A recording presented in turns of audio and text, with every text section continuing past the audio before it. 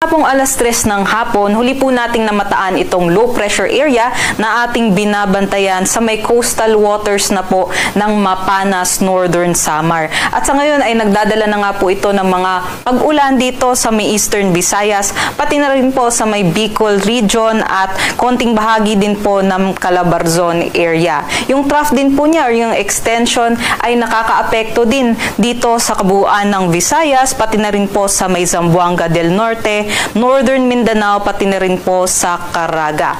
Sa susunod na mga oras, asahan din po natin na magkakaroon din po ng mga kalat-kalat na pag-ulan, pagkulog at pagkidlat dito rin po sa may Mimaropa area, sa nalalabing bahagi ng Calabarzon, pati na rin sa may Metro Manila at Central Luzon area. Kaya't mag-ingat ang ating mga kababayan sa posibilidad po ng mga pagbaha at pagguho ng lupa.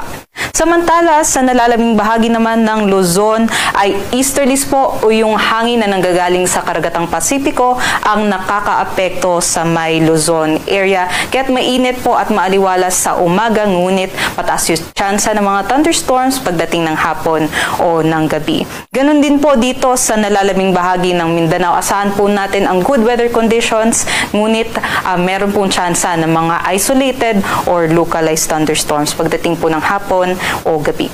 Sa ngayon po, mababa naman po yung tsansa na maging bagyo itong ating low pressure area na binabantayan, at sa susunod nga po ng mga araw, asahan po natin na tatawid itong ating LPA sa may Southern Luzon o sa may Visayas region. Kaya't mag-ingat po yung ating mga kababayan dahil tuloy-tuloy po yung ating mga pag-ulan dyan hanggang makalabas po itong ating LPA dito po sa may West Philippine Sea pagsapit ng Lunes. At asahan po natin na makakalabas na din po ito ng ating Philippine Area of Responsibility by Tuesday naman po yan. Pero yun nga po, mag-ingat ang ating kababayan dahil mataas pa rin po yung tsansa ng mga pagbaha at pagguho ng lupa dahil dito sa ating binabantayan na low pressure area.